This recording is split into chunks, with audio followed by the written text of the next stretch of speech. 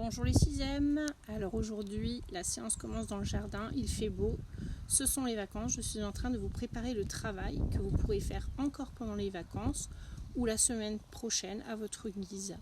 Alors vous voyez que les champs sont remplis de fleurs de pissenlit, c'est très bon en salade, les feuilles de pissenlit, et vous avez à côté le fruit, on en parlera un petit peu plus tard dans l'année, donc vous avez déjà ici en même temps la fleur et le fruit. Mais aujourd'hui, ce n'est pas dans mon jardin que la séance va se dérouler.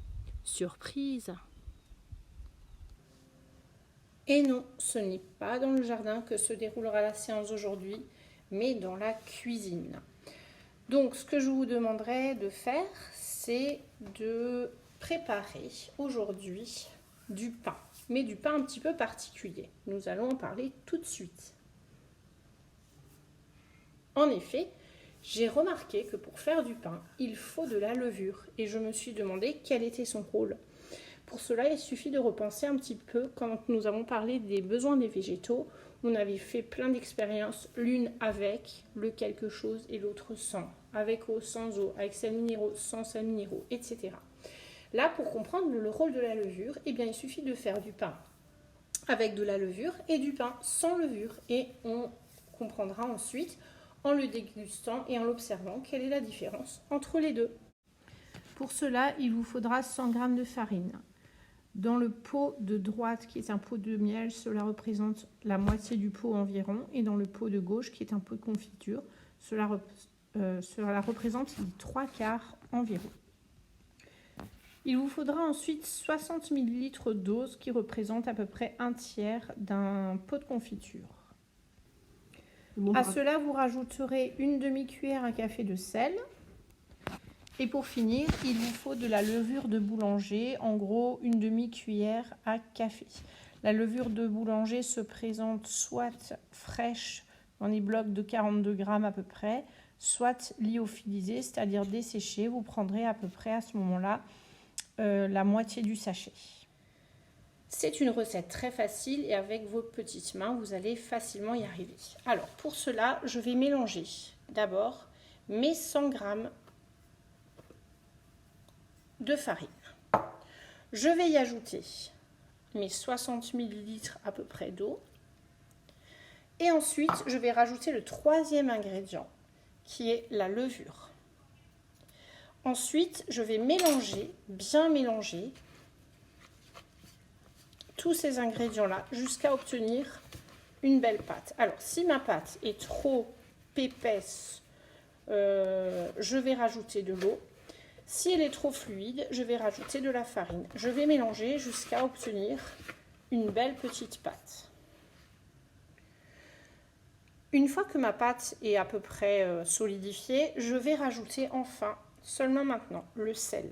Donc je fais un petit puits, je mets le sel. Et je continue à mélanger jusqu'à obtenir une belle boule. Voilà ma pâte terminée. Je vais maintenant la mettre dans un récipient en attendant de fabriquer la deuxième.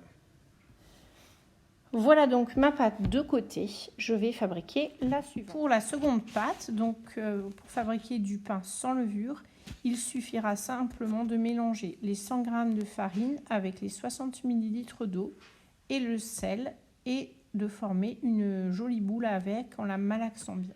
Je réserve de côté et je me note surtout très bien dans lequel j'ai mis de la levure et dans lequel je n'en ai pas mis.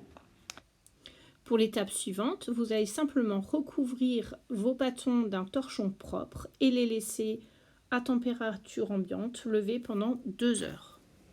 À l'issue de ces 2 heures, vous allez dégazer la pâte, c'est-à-dire la malaxer de nouveau pour faire sortir tout l'air qu'il y a dedans.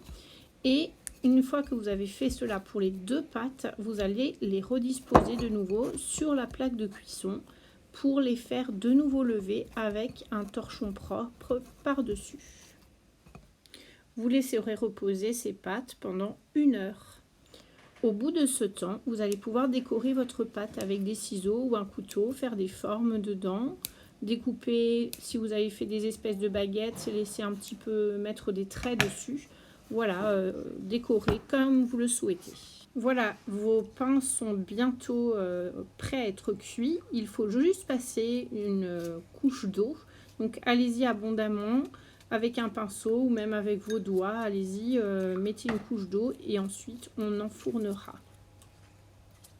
À l'issue de ce travail, très très important, vous allez tout ranger, tout nettoyer, remettre la farine à sa place, nettoyer les verres que vous avez utilisés, nettoyer le récipient dans lequel vous allez mélanger pour que votre cuisine soit vraiment impeccable. Enfin, vous allez allumer votre four, le préchauffer à 250 degrés et quand c'est chaud, vous y mettrez vos 2 pains dedans pendant une durée de 10 à 12 minutes en surveillant bien. Et pour finir, j'espère que ce travail vous a plu et je vous souhaite une excellente continuation. À très bientôt, au plaisir de vous revoir en vrai.